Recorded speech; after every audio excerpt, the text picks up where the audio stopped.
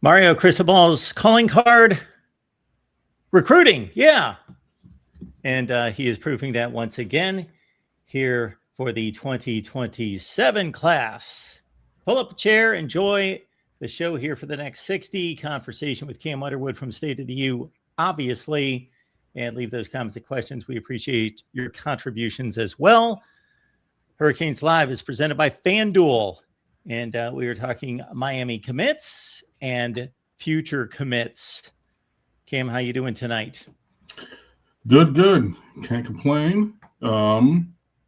Just sent out some tweets. And yeah, so I want to get this out of move. Thank you. There we go. Sorry. Good to be here. Sorry for the late cancellation on everybody last week. Had one of my very, very best friends in town randomly pop up Wednesday late in the afternoon, specifically to hang out. So nice. Did that. So I saw them and everything. So that's where I was. Real life, pops up every now and then. So it was, again, we've done this 593,000 times. So, it's not like I'm just begging. I mean, ballpark, every single time. But just wanted to share that with you guys. I appreciate, the leeway to be able to do that, especially in the off season, even though it's spring. But good to be back with you guys. And Joey Foster, 33. Howdy. Everybody be sure you smash that like. Good to see you. Thanks for being here, Joey. And yeah, we're going to have a good time. Joey, we will not be discussing the 2016 Russell Athletic Bowl, I believe, tonight. Although Cam would probably enjoy the conversation more than you. I mean, I was there at that game. It had an interesting flow and arc to it. We just kind of decided we weren't going to do what we needed to do for a good long time. And I was screaming about it on the sideline and about just throw Amon Richards the ball. Like they're starting with their corners, heels at 10 and then bailing. Just throw them the access route. Throw them the ball right now. They can't run with us. And finally they did. And then you saw what happened. And we, threw the ball to him and David Njoku and yada, yada, yada. But I think we were down 7 or 10 in that game. So, but it was an interesting, good time. Ended up as a good evening there for sure. West Virginia was 10-2 coming into that game. And of course, that was Mark Richt's first season at Miami and first bowl win in quite some time. And the de facto battle for Mike Harley as a recruit. Remember, he was actually committed to West Virginia, and then we ended up going there. Yeah, so anyways. Joey letting us know that he has read my fine book. Am I reading that correctly? For the 4th time last week. I don't know if that speaks more to the quality of the book or the quality of your memory. But Joey, we do appreciate that, of course. Joey's been kicking around here for a long, long time and contributing and helping us here at the Voice of College Football. All right, let's get to the news at hand, which is quarterback Israel Abrams committing to Miami, I believe, over the weekend. And again, the news cycle moves so quickly that I forgot about it between then and now, because I did pick this up over the weekend. But certainly well thought of out of the state of Illinois. Yeah, it was last week. It was on the Pat McAfee show, so it was a weekday, maybe Thursday or Friday, I think. But yeah, he was one of the quarterbacks that people were asking about the last time that we had a show, and there were another few guys on the board for sure. Drew Roskopf, he was lower on the board. I don't even know he was on the actual board, but like he was a 6'5", 235-pound quarterback from Arizona. Drew Menzel. Also thought in the top group of quarterbacks this year from Arizona. He's like 6'4", 200. Davin Davidson from Clearwater, 6'6", 185, state champion last year. And above them all is Israel Abrams, listed as 6'4", 187. So I mean, I've seen it in a graphic, 6'5", 190, 6'4". I mean, but like he's in that 6'4", 6'5", 180, upper 180s to like 190 range. If you look on 247 Sports, the top one, they're higher on him than, the composite. They think he's, a top 15 player in the country, number 2 quarterback, number 1 in the state of Illinois. The composite has him top 45 at number 44, number 3 quarterback in America, number 2 in the state of Illinois. Illinois, I know there's no pronounced S on the end. But this is, for my money, he's the second best quarterback in this class. I think that Elijah Haven is just a different beast at quarterback. He's 6'5", 235. He can run, he can pass, he can do it all. I mean, but outside of Elijah Haven, there's not a player at the position who I would take over Israel Abrams. You see the play action there, layup, easy over the top. And you're going to see a lot of this. This is from the state championship game against Rochester, I do believe. You have for the state final. Navigating the pocket, hitting that square in deep, from his end zone under pressure. Little half roll to his right. This is a dime. This is just a dime on the run there. And you see that, and that's complete. Looking to his left, got pressure, gets out of there, zoom, and I believe we went and scored. I mean, just a quick release right up that seam, strong arm, good feet, on balance, a better athlete than, you might otherwise think, but that ball is a dot to the back corner of the end zone right there. I mean, all the arm talent in the world. There goes a seam ball, boom. And I love seeing those because sometimes you've got to fit that ball in there. I don't want to always just see lobs down the field. You get the play fake on inverted veer, and then, you play action off of that. Throwing look at that throw in the face of a defender in the cover 2 hole. And he didn't fade away. He just stood there and made the throw. That's a long throw also right there. Left hash to right sideline. My goodness. Hey, navigating the pocket, boom, boom, boom, hits that. Again, on balance, reset, flip the hips. We're coming back to the left. I'm going to flip him again, and we're going to make this throw. He can get to pretty much anywhere that you need to. He can avoid the defenders. He has the requisite size at, 6, basically 5', 190, which is what listed on this huddle. And he can make all these throws. Oh, if you want to talk about arm angles and Cam Ward and platform, he got that ball out there, when the zone read defender's in his face. He keeps it on that zone read and scores easily. On balance. And then that guy was not open, and he threw him open. This is a premium quarterback prospect. He hits that one fading away to his left, easy. Again, some play action, and we're going to hit that other running back up the seam, and then, we're going to take that nice and deep into almost for a touchdown. Again, play action, over the top, on a dime. Short, intermediate, long, that's to the crib. No matter how you want it or where you want it, CJ Abrams is dealing. I'm sorry, excuse me, not CJ Abrams. He's a baseball player. Israel Abrams dealing. Huge numbers, over 4,000 yards, 40 touchdowns, led his team to a state championship. And this is a guy who could have gone anywhere in America. And, for all of the talk of portal only and yada, yada, yada, Miami's done actually pretty well in high school recruiting at quarterback. And it's elevated over time. So, this is a huge get for Miami. This is the kind of player that we should be getting. Absolutely. Another dime on a flag route.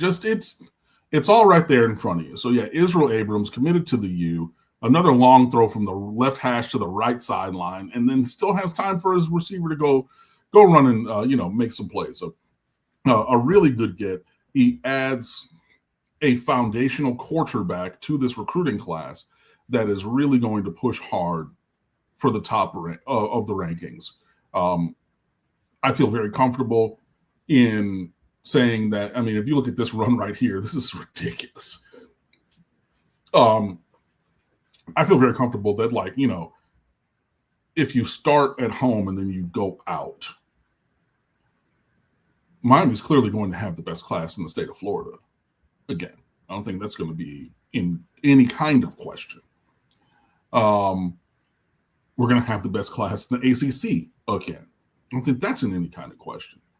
But it's just how high can they fly? Like, again, you just and you see the different layers of what they're doing. That was a second order throw on top of something we'd already seen in this highlight. You can cut it there, but he's just an elite player, probably going to be a 5-star recruit when all things are said and done. Because if 247 has him 15 on their rankings and you have 32 5-stars a year, even though as an early player he's listed as a 4, if you're top 20, top 15, they're a 5-star. And I feel very comfortable saying that he has 5-star talent. I expect him to end up as a 5-star. I expect the composite ranking in the end, which is always the one that I go to because it takes into account all the other rankings as well. And I've been consistent on that since 2011. So, when we're doing comparisons, it's not just picking and choosing which proprietary ranking I like the best. But yeah, this is to my mind and a 5-star talent. The highest rated quarterback commit since Kyle Wright in 2002-3. Even higher than Jaden Rashada when he was committed here. But the highest since Kyle Wright. This is what it should look like. And I'm very happy about that. For Marcus Enriquez, Florida fans saying that Miami settled, quote unquote, for Israel Abrams, and heard a Clemson fans say that they're upsetting Miami in Death Valley. I mean, it would be an upset to lose to Clemson. Let's be clear on that. And yeah, Florida fans, it's funny because like when there's only one player rated ahead of a player, they're pretty darn good. And then you're talking about, they settled for Israel Abrams. I'm like, but the player that you're saying that we settled for is rated ahead of the player that we moved on from. You know what I mean? It just, it doesn't make any sense. The math ain't mathing is what I'm saying. But that's just Florida people being, but again, I tweeted it out. Nobody knows more about Miami Hurricanes football and the operations of our program and recruiting than Florida fans. Nobody. Not even Florida State fans. Nobody. I promise you, Florida fans, they know the most about what we do. It's verified fact. So, hey. When it comes to fans emotionally arguing, I totally get it. Fan is, of course, short for fanatic. And for those fans that reasonably take like a situation where they're the 40% and whatever they're arguing against is the 60, I understand. I have no issue with that. Given the home team, a little boost, given their home team. Absolutely, I get it. But when it's just not negotiable, it's not close, at some point, you, in fact, Cam, when Miami was producing 5, 6, 7 win football teams, was not on here claiming to have a top 5 team in America. It's just, it gets to a point where it's just ridiculous. I agree. Little did we know, Cam, that we had a scout in the area. Let's go. One Marcus Enrique living up here in Chicago, Cam, and seeing Izzy personally. He is a mix of Keontae Scott and Cam Ward in terms of mentality. He'll fit perfectly, I think, better than DC. That being Darian Coleman, last year's quarterback signing who's on campus now. Yeah, first of all, going and being able to see him in person, that's awesome. And, shout out to Shy 312. Both my parents are from there, have family all around there. So, that's what's up. 773 also. But yeah, mentally, he seems like he's dialed in. And this is what you do. You get a quarterback every year and you recruit over who's on the roster. And I think that, I know Miami loves Darian Coleman. And they love his arm talent. And it's, the ball is different off of his arm and hand and, what things that they say. That's awesome. And he's also pocket-sized. He just is. He's listed at 6 feet tall. If he's 6 feet tall, I mean, maybe. Is the potential there that he could be better than like a Luke Nickel? Sure. But you also, if we're talking about this team looking like it needs to look like at every position, Darren Coleman is an outlier in a negative direction, size, physical-wise, along that path. So then you go and get a 6'5", 190-pound monster, and you bring him in. And if you're allowing Miami to get their favorite guy who doesn't fit the mold one year, then you go and you get the archetype the next year, which is what it looks like with Abrams. Marcus Enriquez backing up what he said previously. Abrams has never lost a game as a starting quarterback. He's 24-0. Him and Myson Johnson Cook from East St. Louis, another Illinois kid, is going to be dangerous. Love the Illinois kids getting a shot at the U.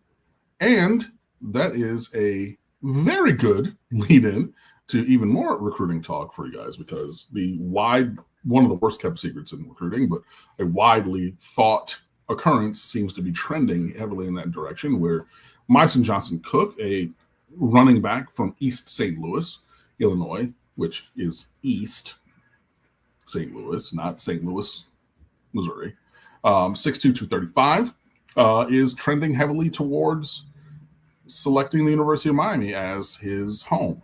This is a guy who played, I forget the school, but a different school in Illinois. Then he moved to Texas and he played at DeSoto, a Dallas area powerhouse. And now he's moved back to Illinois, to East St. Louis. He looks the type. He looks the part. 6'2", 235, composite 46, fourth running back in the country, number 3 in the state of Illinois. He does everything that you want. He's openly in interviews talked about the fact that he's interested in Miami because Miami plays or has a bigger running back right now in Mark Fletcher. So whereas he's going to these other schools, they're like, well, if we had somebody of your size, this might be potentially what we might do hypothetically, da-da-da. And like Miami's like, you want to know what we would do with you? Look and see exactly what we do. This is him at DeSoto last year in Texas. For reference, this is in San Antonio, UTSA State. And yeah, he's gone up the middle past everybody. And DeSoto plays like 6A, 7A ball. So this is not, just our little sisters of the poor. Again, makes a man miss, gone up the middle. This is the home field at DeSoto where I've been before. But again, you try just an arm tackle and you're not going to tackle him. He's running you over. And you saw how he pulled away. Like, this is a guy with legit speed. This is your elusive bruiser archetype from the video game where you just get him and then all of a sudden he has all those badges and you're just like, this is unfair. Again, stepping out of a tackle and getting tackled, falling forward for 22 or whatever it was. What are they running here? They're running power. That's a Miami play. They've run duo before. Here we go. Again, power. And he's following that guard and he's running somebody over and carrying 3 or 4 dudes. And he's not stopped yet. You know what I mean? Like, again, here we go. Just dive. But he's running through everybody. You see what I'm saying? Like, and he has just incredible size. He steps up here with a nice block and pass pro. And he has the physicality to be able to do that, which we love to see, putting his nose in there. Quarterback is going to go and score. But yeah, everything that you could want at a running back. He's big, he's fast, he's strong. He's got great balance and vision. He put a foot in the ground. Go, I'm out of here, buddy. Like, I don't know what else to say. Like, this is a very, very, very elite running back prospect. Incredible size, remarkable quickness. And again, he's running between the tackles and then getting missing. So he's not just a one-trick pony. We're tossing it to the sideline and going. He's running through people's faces and then getting out of here. And I know that they're, spreading the field here, but like, boom, boom, boom, we're going to cut that back. But again, it's all inside. Now he's going to pop this one because the left tackle gets a great seal. Now I'm to the second level. What are you going to do? Nothing. You're going to look at the back of my jersey with my long hyphenated last name while I go score. Like, and again, he's splitting dudes. And again, this is Texas big time 7A football. This is not like where Peyton Matoka was playing in like the really smaller only Catholic school in Houston league. This is big time 7A football in the state of Texas. And he's playing on specials as well. Let me get that. But yeah, all of the predictions for Myson Johnson Cook's commitment recently have been in favor of the University of Miami, excuse me. And you see why. He's big, he's fast, he's strong. He's a willing blocker, which will obviously need to improve in pass pro. He caught the one pass on a nice little swing route that looked like, oh my God, the playoff game with Marty Brown on the, in the low red zone. It's the same route. It wasn't the exact same play because it was a little bit of a tricky-ish play that we ran, but low red zone, go and hit that, get that. Like, yeah. And again, like to Marcos Enriquez's point, he's another native Illinoisan. He played there, moved away to DeSoto where we saw the highlight, and now he's moved back to East St. Louis. In case anybody watching is remembering, like thinking, I know the name of that town. I know that. That is the same town from which Jeff Thomas hailed, JT4, if you remember, who played for Miami with, some success, but also some struggles. But yeah, same town, same city, excuse me, of East St. Louis. So things seem to be trending in that direction for Myson Johnson Cook in Miami. And onward, upward, and forward we go. Canes Live is presented by FanDuel. We appreciate you being here. Appreciate the contributions as well, which include Leroy, the Black Ninja Turtle. Thanks for being here, man. Guess who is back? Nice. Canes. Hey, go hit that other super chat that he put in there real quick. I think he's referring to himself and Miami football in terms of being back. Leroy, I just got married, so I've been busy and had appointments. Of course you did at the time of the live shows. Hey, man, congratulations. That is awesome. Happy for you, in your relationship. That's really cool, man. And thank you for, carving out some time to be with us, several weeks later and everything. So, yeah, that's awesome. Peace and blessings to you and your lovely wife. And welcome back. I confirm all of that. Yes, absolutely. Congratulations. That's a beautiful thing. So congratulations to you, Leroy. Thanks for being here. And maybe you and your wife can enjoy Hurricanes Live together. Just a suggestion. Nothing wrong with that. Yeah. Andy Mack voice. What's going on? Cam and Mark. Curious to know who you were both the most right about or proud to be proven right about as a recruit, and who was the recruit that you were most wrong about, either good or bad. Famously for me, the one I was most wrong about was Ermon Lane from Homestead High School. I have developed a better eye for receiver talent, specifically to some of the movement skill things, and not just highlights from them. But I was very loud about Ermon Lane being the best player in America. And several people, probably several people watching, were like, Cam, that ain't it, buddy. And I was like, no, this is it. I'm telling you, you're going to see. And we all remember that viral video of him going through that drill at Florida State looking like he was drunk and whatnot. And yeah, so that was one that I was very wrong about. I would say the most wrong. Other ones have really kind of been injury based, like a Nigel Kelly, who had like a solid career, but like, he battled a couple injuries here and then he went to UCF, things like that. Were like just wrong. Right along those same lines, Amon Richards. A lot of people said that they wanted him to play defensive back when he was coming here.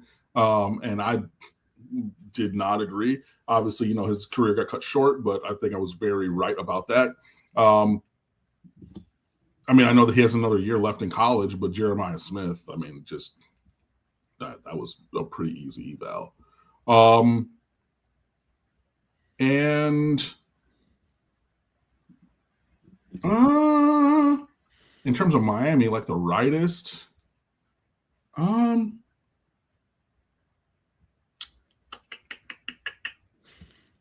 somebody under the radar that wasn't getting a lot of pub that you really liked?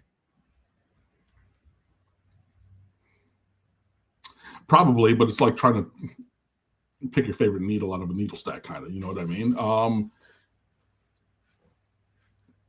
A little bit Honest Cooper. I saw what could have been there. I didn't necessarily call it that he was going to start for the better part of, basically all 4 years.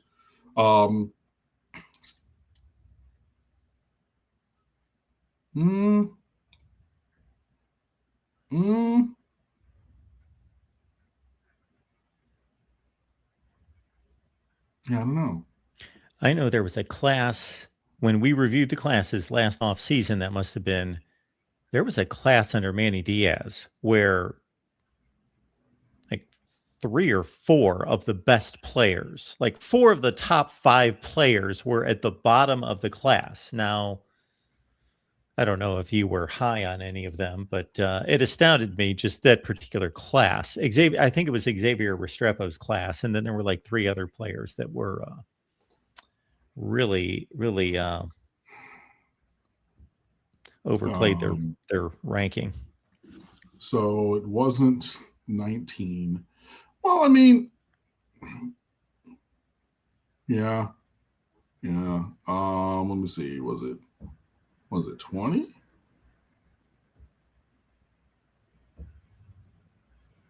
I really need you to do the thing. Thank you. Yeah, that was Tyler Van Dyke, Xavier Restrepo, Corey Flagg being 3 of the 4 at the bottom of that class in 2020. Yeah, something like that. I know I'm included in the question, but any recruiting takes that I've had are purely national recruiting takes based on metrics and rankings and masses of I am not an evaluator in terms of that. It does come to mind, and this is not on the Miami radar, but I certainly incorrectly, and this had nothing to do with evaluating the players, but Troy Smith, who eventually won a Heisman Trophy, but was basically just an athlete. He wasn't even supposed to play quarterback at Ohio State. And Justin Zwick was like one of the top 2 or 3 quarterbacks out of Massillon High School. Justin Zwick. And I just trusted the recruiting rankings and said, well, Justin Zwick's got to be the quarterback because he's like, 6'3" and looks the part, and he's supposed to be the guy. And obviously Troy Smith turned out to be a zillion times better. So I was wrong on that. But in terms of evaluating players in high school, I do not do that. Yeah. I mean, you have the Donald Chaney Jr. Injury-riddled career. The ghost of Robert Burns from one random Saturday afternoon at American Heritage as a high school sophomore, freshman at the time, rising sophomore. Things like that. But yeah. Paolo, appreciate you being here. Where would Illinois rank in unlikely pipelines for Miami? Well, I don't think it's an unlikely pipeline at this point. Yeah, but I mean, like if I were to rank them, I mean, sheesh, it would be high up there. Like you're not necessarily.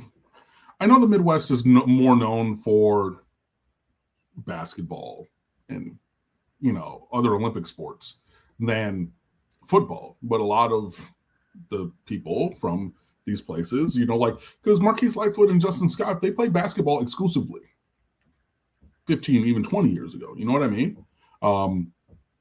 And like a CJ Abrams, like, he's a basketball player exclusively. But now you got guys from all these schools, from Simeon, from, if you're going to Detroit to, King and Cass Tech, and they built up where, no, we're going to put these athletes into these other sports.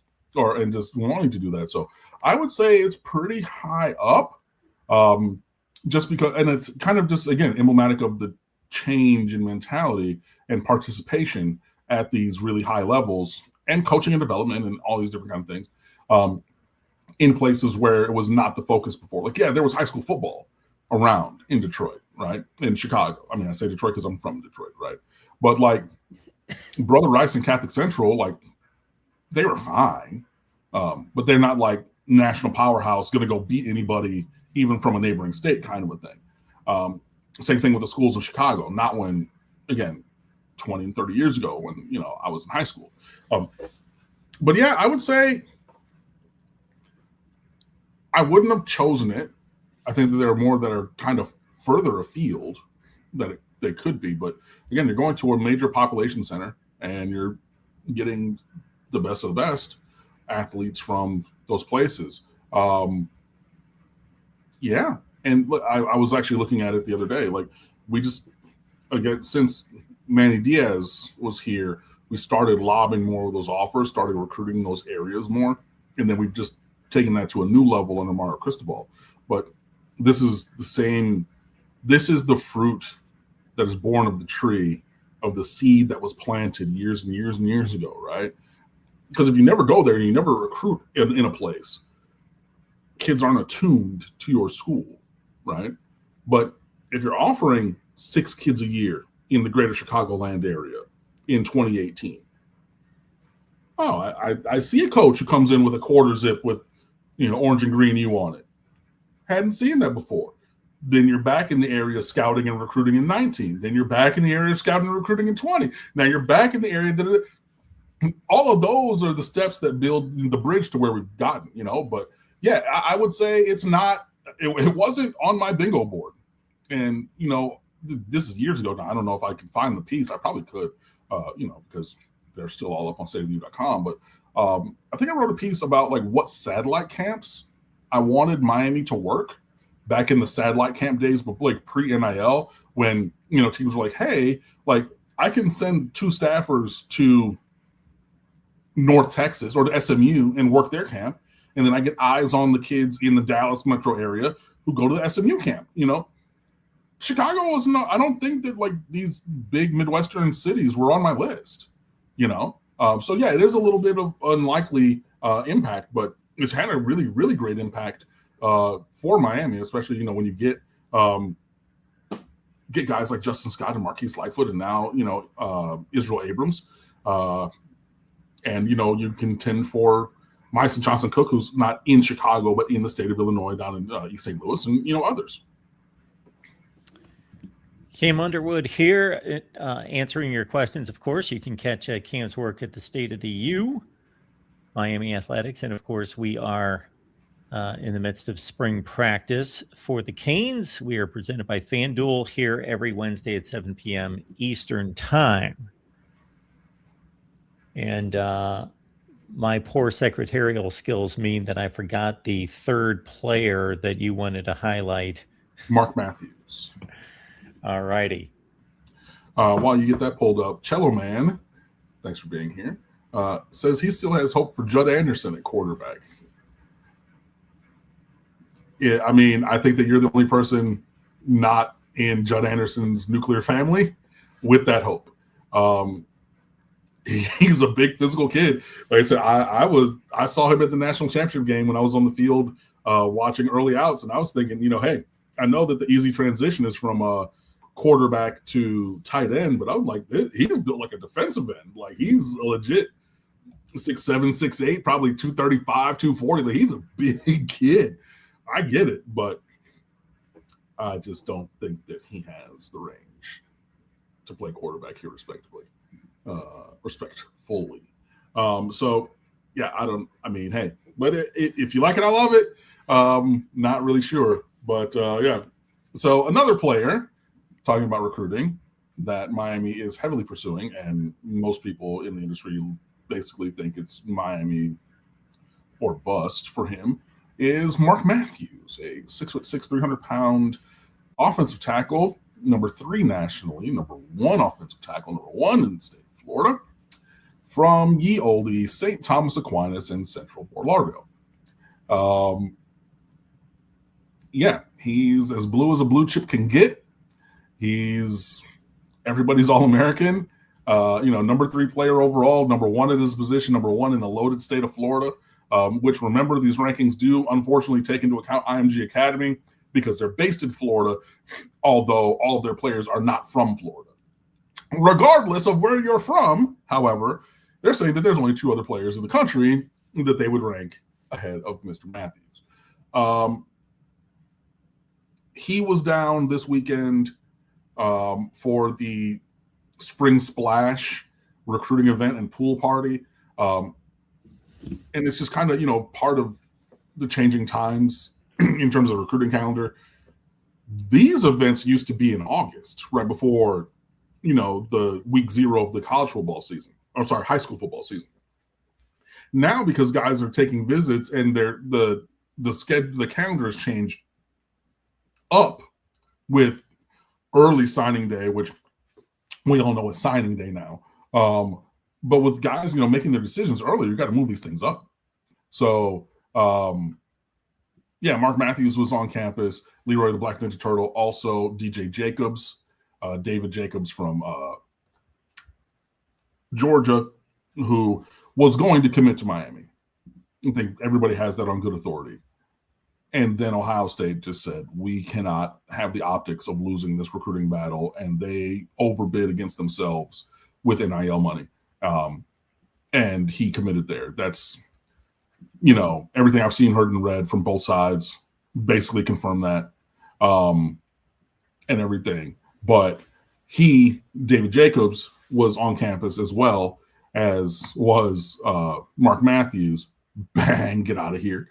So there are a couple, you're going to see him here working at right tackle, but that's 1 block and 2 blocks and 2 into 3. Still playing right tackle. Good night there. But, I mean, he's big and strong and incredibly talented as a blocker. Another pancake right there. This is a guy that you want on your team regardless of whatever else is going on. And Miami is treating him as such.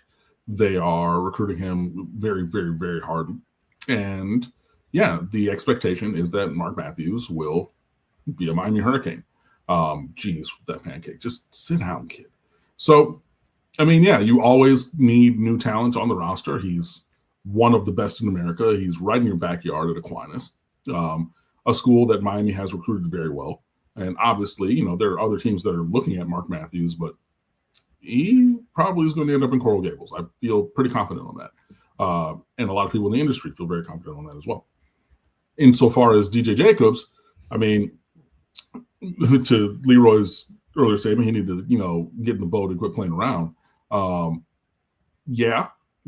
DJ Jacobs is a kid that you're going to take kind of regardless of when he decides that he wants to be a part of your team earlier or later. But Miami's working very, very hard for that flip. And again, the runway is already there because absent a major, major, major monetary move from Ohio State, which again, I'm not casting aspersions because that's the game, right? We have the money to do that. It's in the structure of the sport now. But absent them tripling down and overbidding on their previous bids, he would already be committed to the University of Miami. So we'll see if that, how that plays out with DJ Jacobs. But I mean, he's, 6'5", 245 pounds, and pretty much unblockable. To me, the question is Mark Matthews better than Jackson Cantwell? No, he's not. But I think he would pair very well. He's in a similar stratosphere.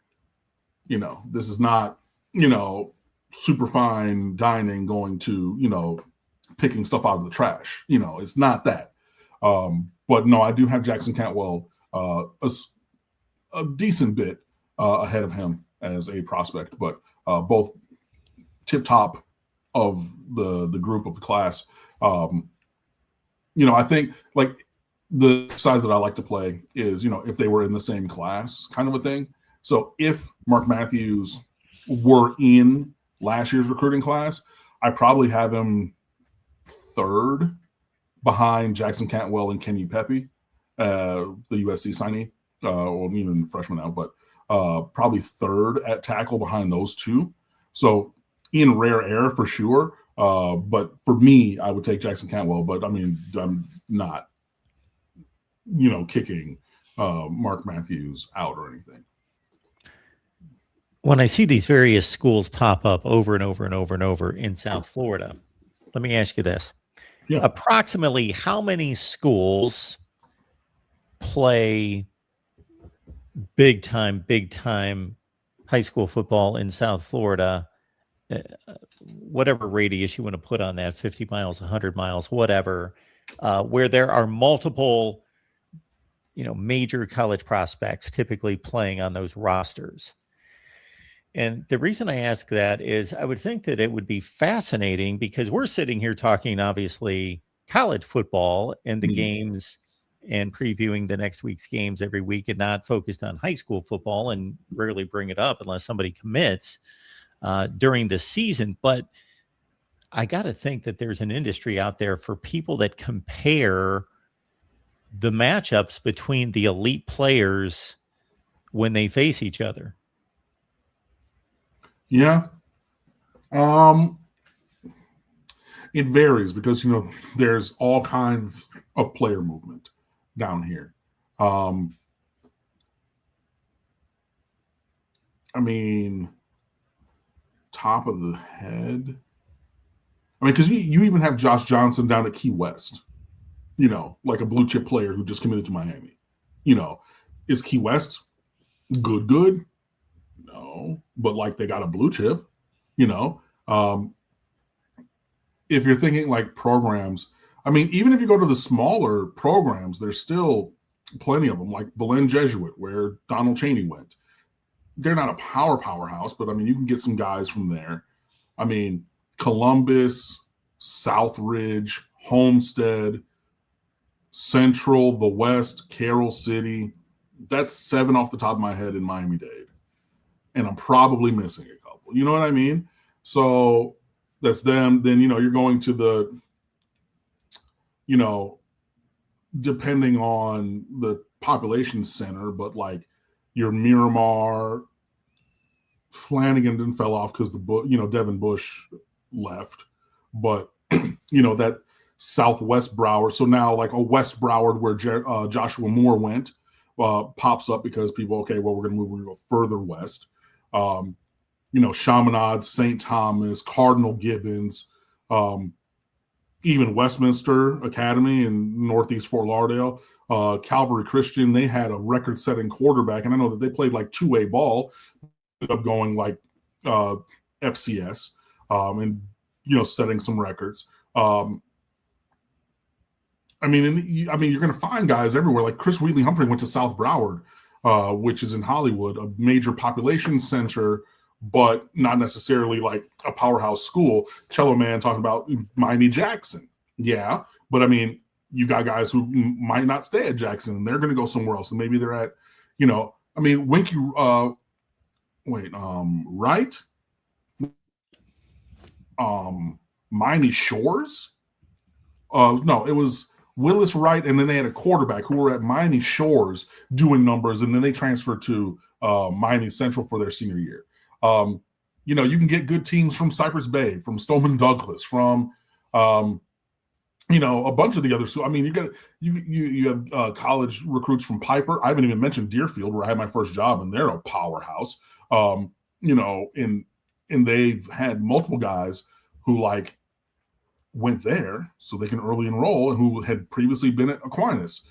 OJ Frederick. Well, OJ Frederick went the other way. He went from Deerfield to Aquinas, but Restrepo went from Aquinas to Deerfield just so he could enroll early. And that's not even get back to when I worked there with Shoelace Robinson and Jason Pierre-Paul, and then that's not even getting into West Palm, where like a West Boca with JV Mallory just won their first state championship. And then you have, John I. Leonard, they call it the school Jill. But things like that. But I mean, and there's other schools up there as well. Oxbridge Academy, which is now defunct, but that was oh my God, the running back Travis Homer went there. You know what I mean? Like there's a lot. I mean, even if they're not on super teams, there's a lot of talent down here, pretty much anywhere that you go. I mean, you can go up to Santa Lucia's, you can go up to the Muck, you can get Glade Central and Belle Glade. There's blue chip talent everywhere. And like, this is just emblematic of what we talked about, the state of South Florida in terms of recruiting. Like, look, how many times has Nick Saban or Mario Cristobal or somebody landed the helicopter on the football field of Palm Beach Central, Northern, West, whatever, you know what I mean? Like directional Palm Beach High School to go and get a Gervin Hall, or to Wellington to recruit an Amon Richards in Wellington. What are we talking about? But like pretty much anywhere that you go, there's always guys. But if I'm really talking about teams with like multiple blue chip talents together on the field, even if they're from different classifications, conservatively 15 to 20 a year is what I would say. Canes Live on a Wednesday night, 7 p.m. Eastern Time with Cam Underwood, State of the U. I noticed on State of the U this week that Justin DeTavio is breaking down Darian Mensah tape game by game. And I see that on FanDuel, they have Heisman odds, and Darian Mensah has snuck on the board. Okay. They're in the Heisman odds that include the Notre Dame, Ohio State, or in order, I should say, Notre Dame, Texas, Indiana, Ohio State wide receiver. I was going to list off the quarterbacks because I missed Jeremiah Smith, Ohio State, 2 players, and Dante Moore, of course, of Oregon, and Darian Mensah, the Tulane and Duke to Miami. Yeah. So, was that tied for 5th? 1, 2, 3, 4, 4, 4, 5. Yeah. I think that those are strong odds. I think that those are reasonable odds, and I think that those odds are going to get better. Again, I thank Carson Beck for everything that he brought to the University of Miami. I thank him for his performance and everything. But with all that being said, I think that Miami has actually upgraded at quarterback from last year to this. And this is the kind of recruiting that we should be seeing at quarterback. Holistically, whether it's high school or portal, both are operating at a very high level. And I think that Darian Mensah is in a position to, do some really, really, really good things. All of the talent is there. Like this roster is stacked. And if you have a question about the offensive line, it's about demonstrated performance, not physicality or ability, or skill. Like it's the fact that this group is a new group that we're going to be putting out there, not that they're an untalented group, which has been the case before. So, I think, and I've said this, I think that maybe the offensive line takes a 5 to 10% step back from the dominance that we've seen from them the last couple of years, just because you're breaking in a bunch of new dudes and you're moving guys around. And I know that we're moving a lot of guys around in spring. Matthew McCoy going to tackle and, things like that. So, but even with that, you got more talent around you than a little bit.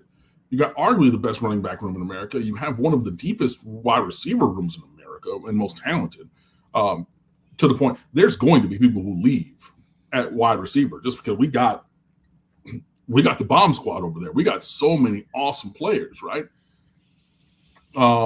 Tight end, you have talent. It's younger because, I don't believe in Elijah Lofton. I'm sorry. I'm just out on him. But, you have Luka Gilbert stepping into his second year. You have, the freshman this year.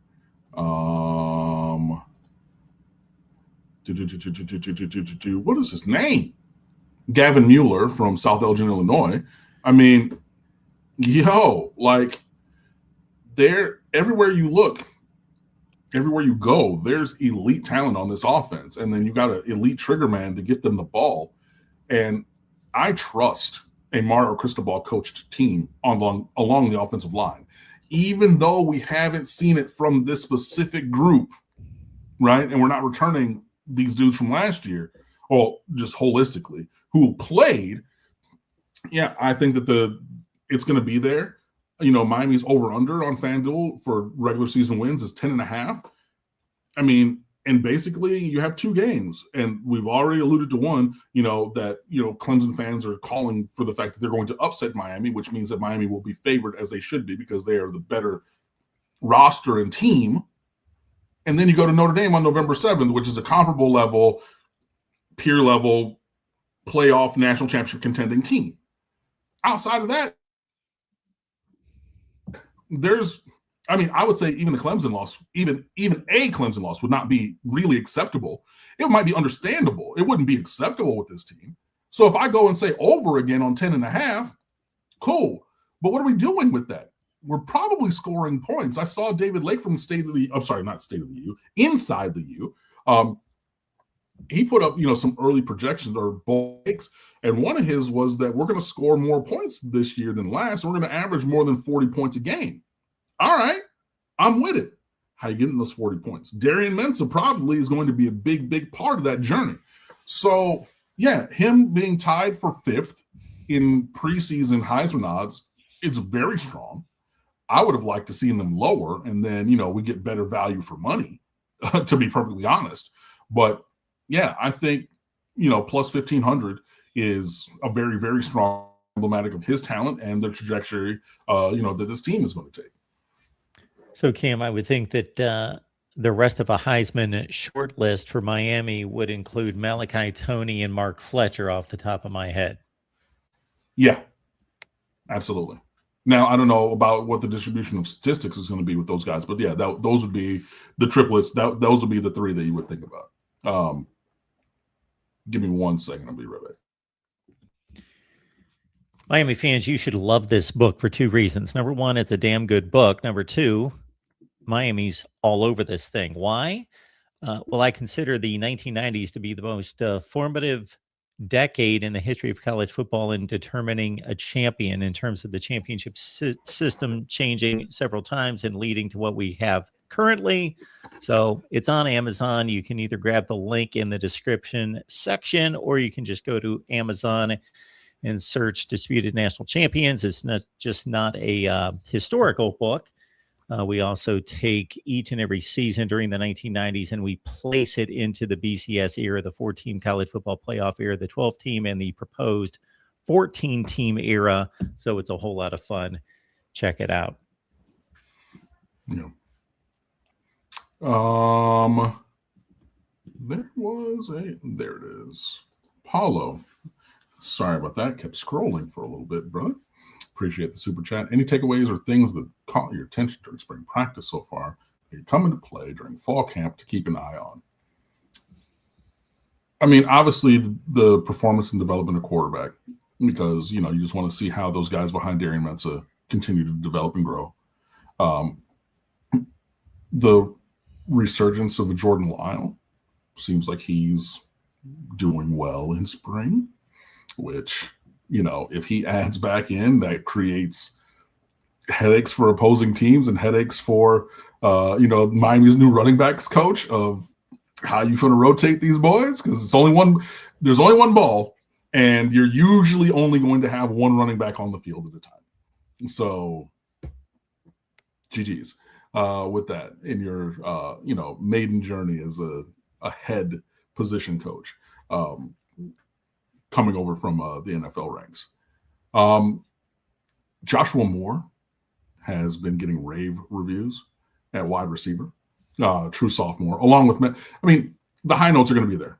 Darian Mensah, yeah. Malachi Toney, yeah. Mark Fletcher, yeah. We know all those things.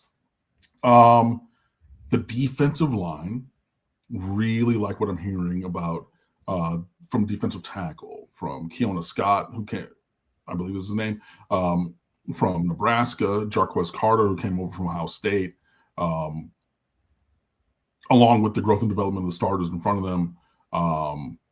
Hayden Lowe being, that 5-star. Kellen Wiley, my dude. I don't know if Kellen Wiley Sr. is in the chat today, but Kellen Wiley, a linebacker, really stepping up and everything. Obviously, solidifying the offensive line is a thing that's going to be a continual journey because we cross train all of our offensive linemen. That's a thing that Miami's always done under Mirabal and Cristobal. But getting a set 5 is key, or 5 and a possible, because if we want to continue this 6 starter thing where we have one position or a couple positions where we just rotate drives because we have game ready dudes, because we've done that for 2 going on 3 years, so I'm fine with that. And I buried the lead, and I wanted to mention all these other things because I'm actively trying to talk myself down from being really obnoxious about it. But a thing that continues to come up after every session, my guy, JJ Dunningham. Sorry, they said Dunningham, and they got me to say it wrong. JJ Dunnigan from Manhattan, Kansas. Yeah, he's a dude. He's absolutely a dude. He's going to play as a true freshman in that secondary. And I know that we brought pretty much everybody back. He's big, he's fast, he's strong. He's eating weights every day. Mario Cristobal mentioned him in the same breath as Malachi Toney in terms of maturity, work ethic, drive, and determination to be better. Multiple players have said he might be the fastest player on the team, full stop. And after every drill, and I don't go down there for practices just because of the way that my life is set up, but I do watch the thing, and but every drill, he just looks different, man. And after every single day, whether it's a player, and it could be offensive players, it could be Bryce Fitzgerald the second, it could be whoever, but every day it's, hey man, y'all better watch JJ Dunnigan. And I'm like, when we started recruiting him, I watched his film one time and I said, I know Jackson Cantwell's number 1 in America, and I got to do the interview for when he got the player of the year and JJ Dunnigan, that's my dude. I'm telling you right now. And I said it on here, and I wrote it on the website, and I screamed it on Twitter and everything. But every single session, somebody's been talking about JJ Dunnigan. And I know it's just spring, and we had to see what happens, but that's my dude, and he seems like he is cut from a different cloth, and that is something I am very interested to see, because that's my guy.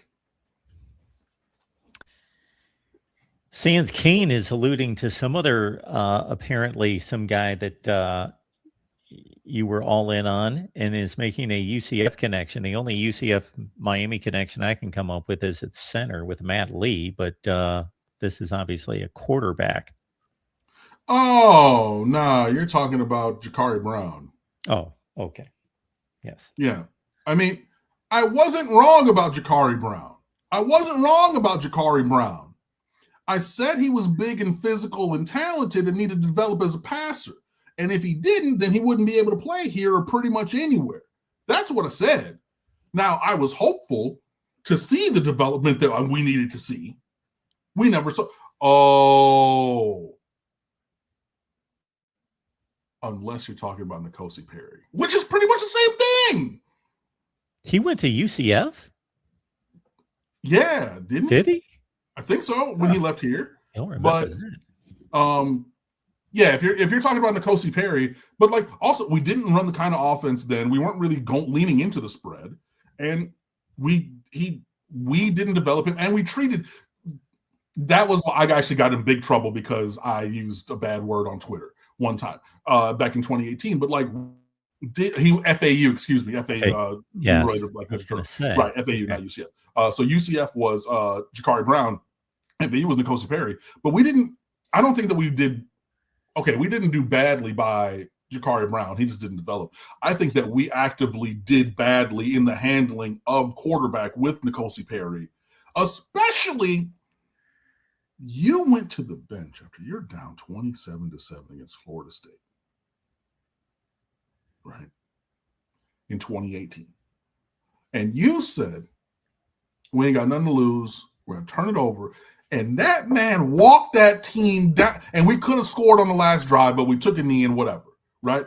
But he came in that game completely changed. And he walked down Florida State, a good Florida State back then in 2018, at home in Hard Rock, celebrating and all that stuff. And then after that, you say, not really sure if you're the starter. You did a thing, right? And it's halfway through the season and we needed it because it was a big game. But I don't know, maybe we put you back on the bench and you need to learn some more. And we're going to go to this even more conservative offense with Malik Rozier and da-da-da-da. Like, I think that we structurally as an organization, as a program, did wrong by N'Kosi Perry. And I will stand on that. Hey, if you want to call me wrong about that, fine. But in either case, one, I think was systemic to the University of Miami and the program at the time. The other was we gave the kid the opportunity in Ja'Cory Brown to grow and develop as a passer, and he just showed himself as not able, to do it, and he didn't have the range. Oh, breaking news, by the way. Sorry, go ahead, Mark. Well, I was going to say, I know none of that except for what I heard directly from you on this show each and every week. What I know is that to watch Malik Rozier throw the football and watch N'Kosi Perry throw the football were just like it was tough to watch Malik Rozier. Like, he did not naturally throw the football, and Perry was a passer. Man, and he could sling it. That last scoring drive when he hit that seam ball to Jeff Thomas, East St. Louis, stand up, and right on the ball, and they throw that slot fade to Brevin Jordan up the sideline, going to the offense's left, that slot fade against that linebacker who didn't have a chance in hell. You look at them two throws, and I'm like, I don't need to see anything else, dog. Like, why are we not going 4 wide up-tempo spread? This is what he did in high school. That's why he set on goddamn records. Like, why don't we put some more of that? So anyway, I'm getting off my soapbox, but wasn't there also a game, I believe Virginia Tech was up like 20-0 or something, and Jaron Williams started, and N'Kosi Perry came off the bench and started just throwing it. Yeah, it just was. Yeah, all bad stuff. The only part of that entire spiel that I completely agree with and enjoyed that I would disagree with was Florida State really that good in 2018? They like 5-7, maybe 7-6. That was the first Willie Taggart season. No, you're right, but they were a talented team. Well, they were talented, sure. Yes. Okay, so good might have been overstating it. I'll take that. But they were a talented team, and still that was just barely coming off of having beaten them for the first time in forever. So like it was the mental hurdle still. You still had to go and do those things. But speaking of things that we do, we throw up the X for Falconer. It's now a show. Thanking us greatly for last week's April Fool's show on April Fool's Day, because there was no show. That's a good spin on it, Falconer X. Well done. Yeah. And like, honestly, when my friend texted me, like, hey, what are you doing? And I'm like, you don't live here. So like, why are you asking this in a way as though like it would impact what I am doing? And they're like, no, like, why don't you come outside to the door? Or, well, excuse me? Like, oh, okay. Nice. So like, I thought that they were playing a prank on me as well. Cause like, very, very good friend of mine I used to teach with. And everything that does not live within 1,500 miles of here. So I was very taken aback and everything. So yeah, but that's how that went. So yeah, good to see you. I'm glad to be in here. But yeah. Falconer X, I needed you last week. If you would have come through with the April Fool's joke, man, that went right by me. I could have come up with something. Yeah. Cello Man, last thing, would have been great if somebody signed during the pool party, the spring splash. Yeah, but journey of 1,000 miles, you have to take leaps and bounds. So I think that we did a lot of great work and movement than, Myson Johnson Cook, DJ Jacobs, Mark Matthews, and many, many more who were around for that. So I think that's part of laying the foundation for these future commitments. I know that we're in a good spot for this class presently, as after getting Israel Abrams, we are the number 8 class in America and only going to get better and higher ranked with, getting some of these other guys in the boat. So, yeah, I mean, it would have been nice from a narrative perspective, but, at the end of the day, if they want to delay, their decision just a little bit, I'm about the result more than the narrative of the journey. So I think that when we have official visit season starting in May, you're going to see some real big tangible movement, and I think it's going to be based upon the pool party. So just a little bit of a different view of it, but yeah. We have the most people in the chat right now. You know what that means? You have missed most of the good stuff. So just stick around and you can just replay what you missed, and it won't be a replay for you. So just check it out, and you can just move the old mouse to the front of the video and watch it all from the start. What's going on at State of the U? Monday Musings is up there.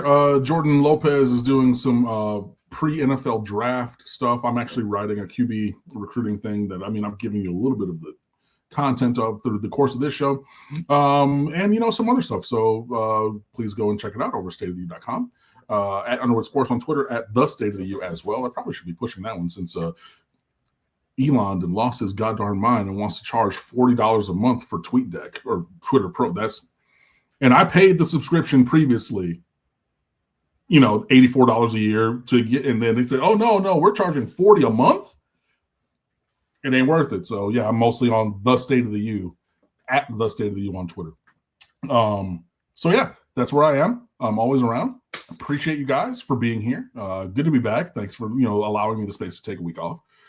We will talk next week. We're 10 days away from the spring game, so if you guys are planning to go down next weekend for that, or if you're able, or I don't even know what the seating capacity of Cobb Stadium is, or even if you know where Cobb Stadium is on the campus of the University of Miami Coral Gables. But hey, there's Google Maps and Apple Maps, and just MapQuest if you want to go print out some stuff like we used to do back in the day, or if you just know it from head. But yeah.